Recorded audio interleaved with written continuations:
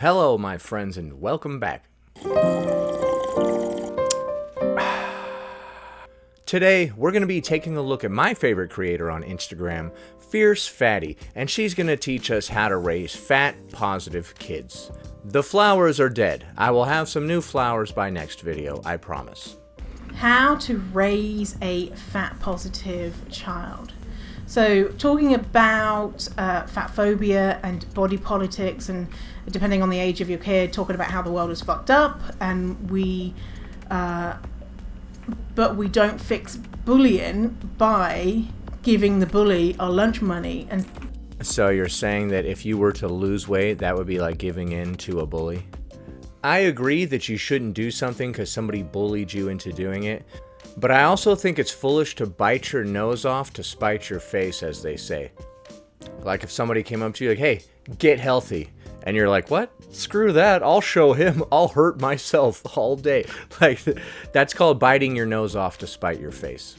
Don't hurt yourself just to stick it to somebody else, okay? You're only hurting yourself. So we're not going to change our body. Right. You're not going to change your bodies to stick it to somebody, but you're hurting yourself. I understand, like, initially when someone's like, hey, you're overweight, you should lose weight, you can be like, yeah, screw you, I'm not doing that. But then when they leave, give it a couple weeks so you don't feel like you're doing what they told you to do anymore or whatever, and then maybe consider your weight loss journey. Not because they told you to, though, because you want to do it. Them telling you to do it is just a reminder of something that you already knew, you know? So what if somebody was like, hey, you're overweight, you need to lose weight, and then you did go and lose weight, and then they're going to come up to you and be like, ha, told you, stupid, I told you should lose weight, gotcha.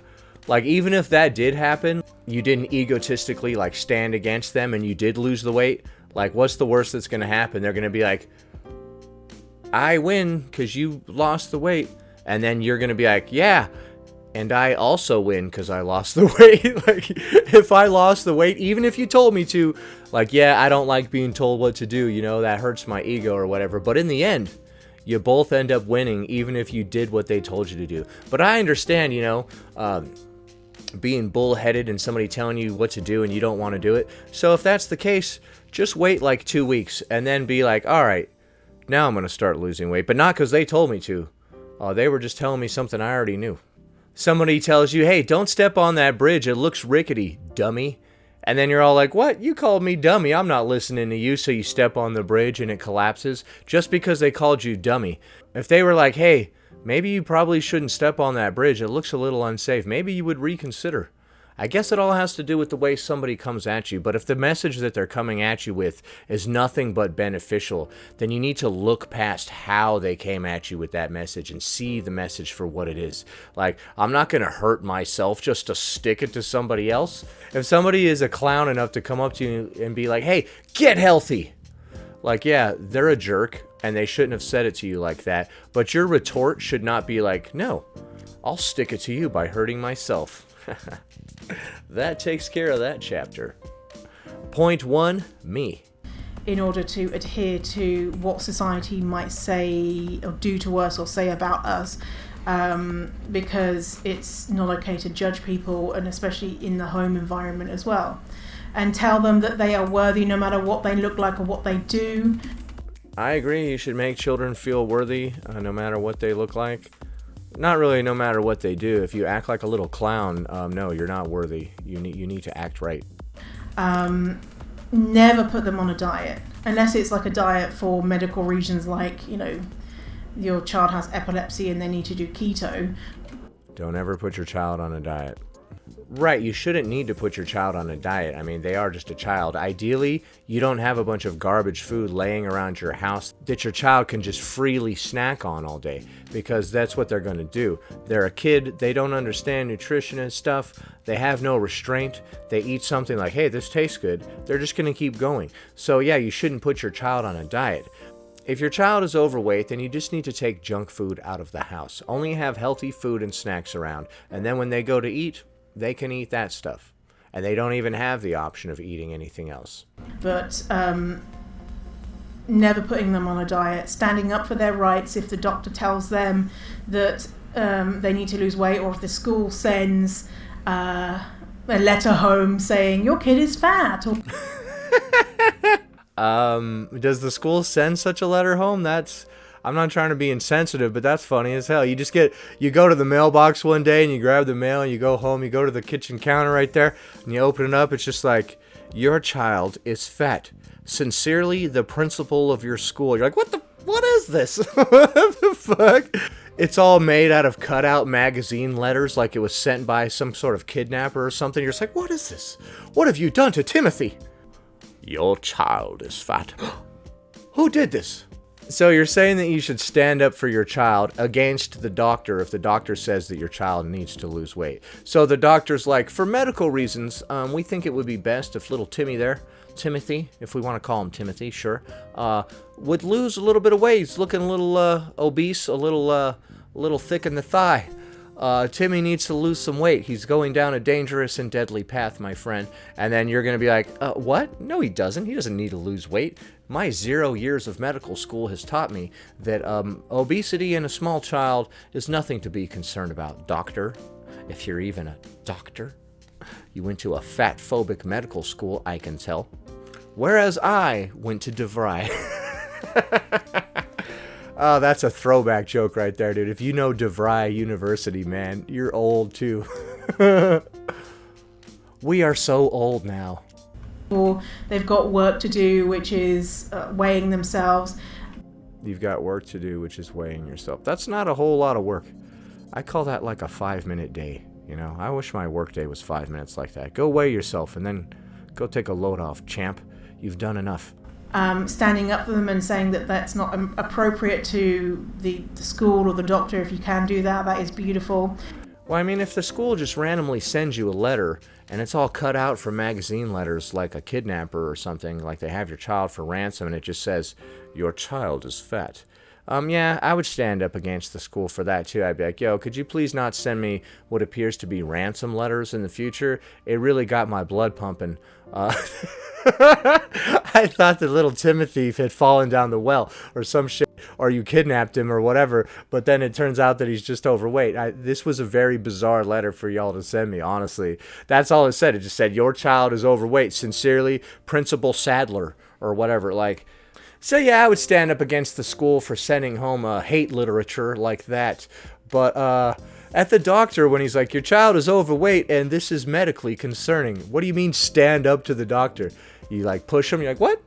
Fuck you gonna do, bitch? I said that's my son. I said he's gonna have all the fucking donuts he wants, dog.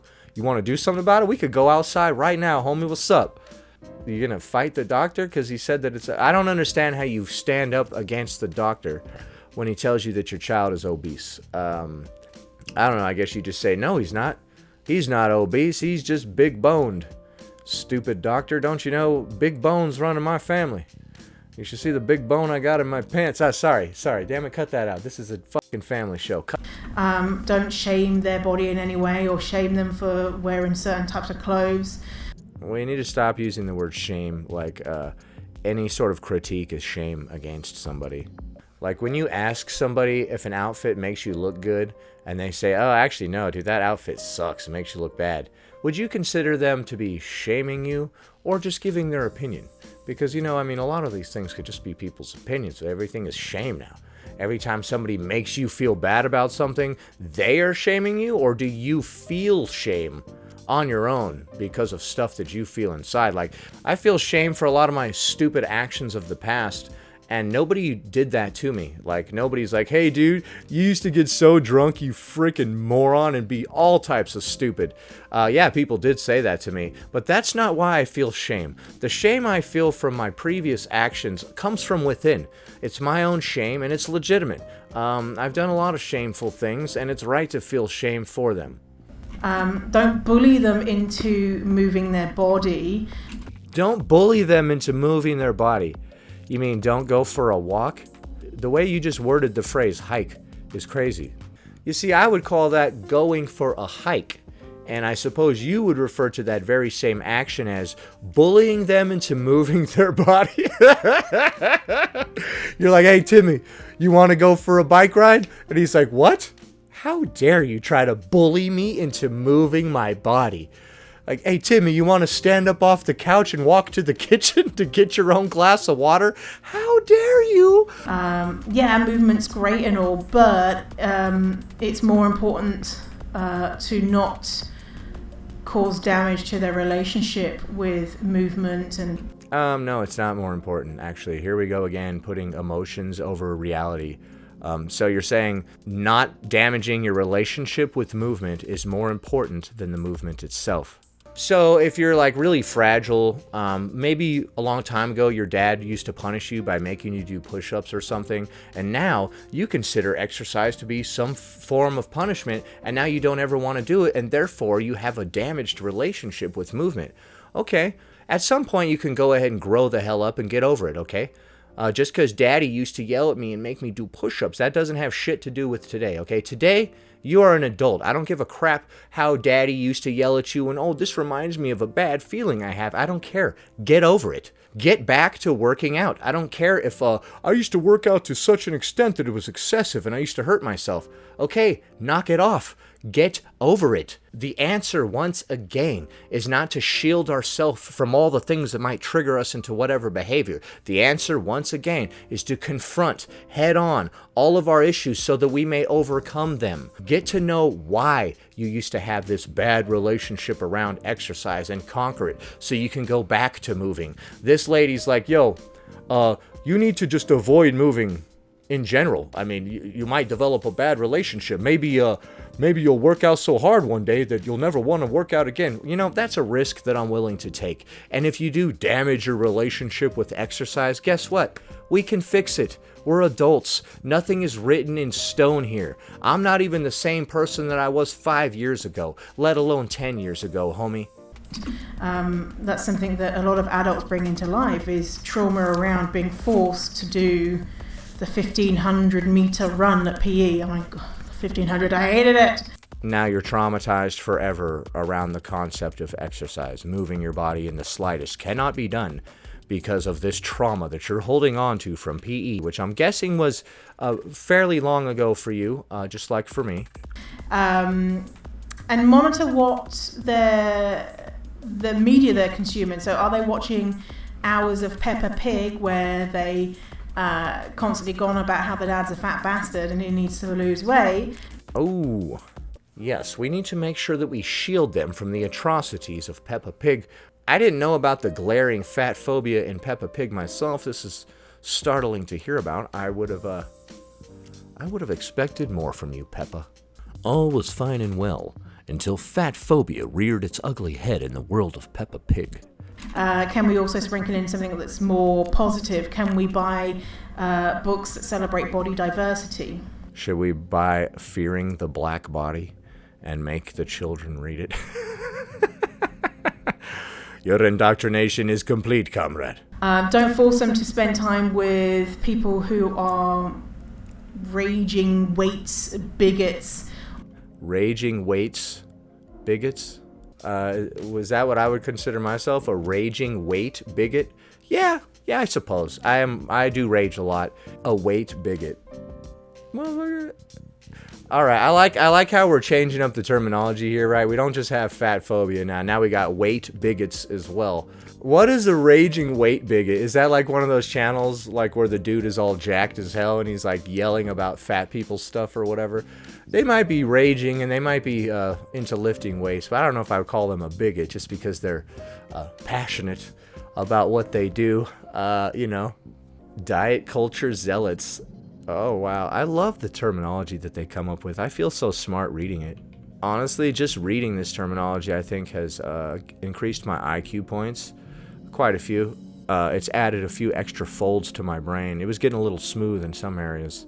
Or diet culture zealots, if they have to, for whatever reason. If they have to. Sometimes you have to talk to a raging weight bigot or a diet culture zealot. I mean, that's just the nature of the society we live in, you know.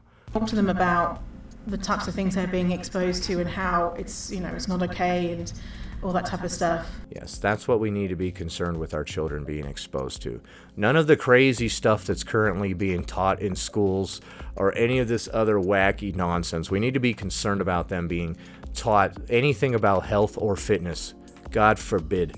But the number one thing that you can do is unlearn all of that stuff that we learned as kids. You can't unlearn stuff.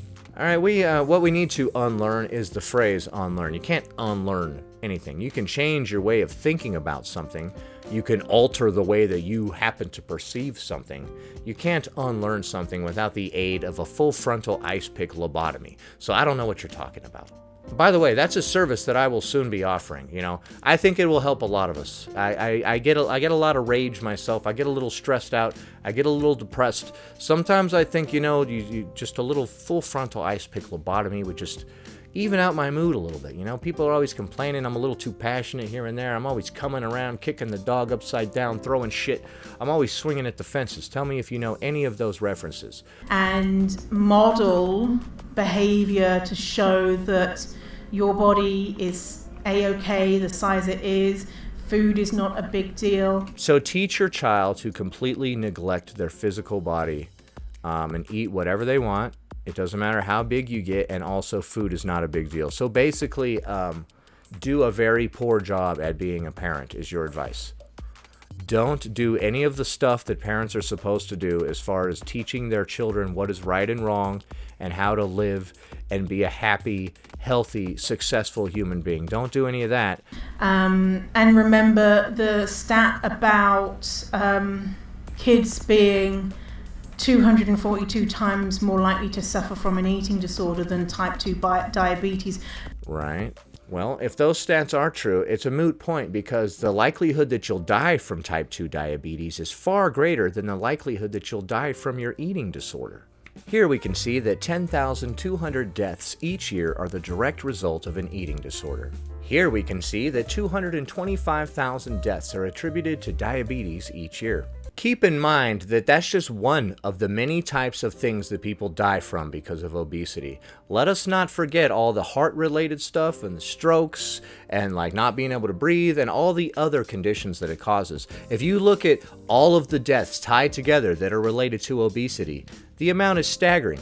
It's like you jumped out of the pan and into the fire, as they say. Not that being fat causes diabetes at all. All right, type 2 diabetes is the one that you give yourself. Type 1 diabetes is the one that you're born with. The kids that are born with type 1 diabetes, I would like very much to know what their mothers were consuming while they were pregnant with that child.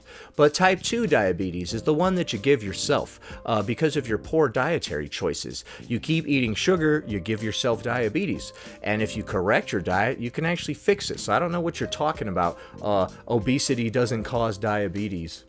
But if you have a fat kid and the doctor's like, oh my God, they're about to spontaneously combust and get all these terrible things, the chances are that they are 242 times more likely to get an eating disorder than they are type 2 diabetes. And they're way more likely to stop living from the type 2 diabetes than the eating disorder.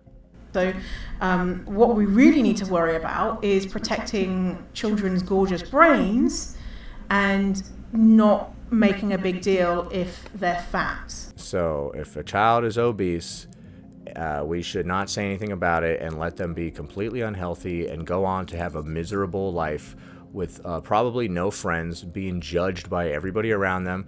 I mean, these are not reasons to change on their own, but if you couple these with all of the discomfort that you experience as a fat person, this should be enough to precipitate change. You're going to do it for yourself, of course, but also it'll be nice when everybody stops giving you a hard time about it. Because being fat is just a normal part of being a human being. No, it's not. I couldn't disagree more. What you're seeing is human form when it's coupled with processed carbs and sugar. It's not our natural form at all. Our natural form is those Greek statues of Greek gods. That's what we're supposed to look like. If we were eating correctly and moving the way that we're supposed to move, we would all look like those Greek god statues. Fierce Fatty is giving dangerous advice to just let your kids do whatever they want. In order to protect their feelings, we're going to let them grow to enormous sizes, which is far more likely to end in them not living than them having control of their diet and or exercising. Bad advice all around, Fierce Fatty. I'm going to have to go ahead and disagree with every single thing that you said. I hope that there are no parents out there that are willing to damage their children in this way because of the advice that you've given. Anyway, that about does it. Thanks for watching, commenting, liking, and subscribing. And I'll see you in the next one.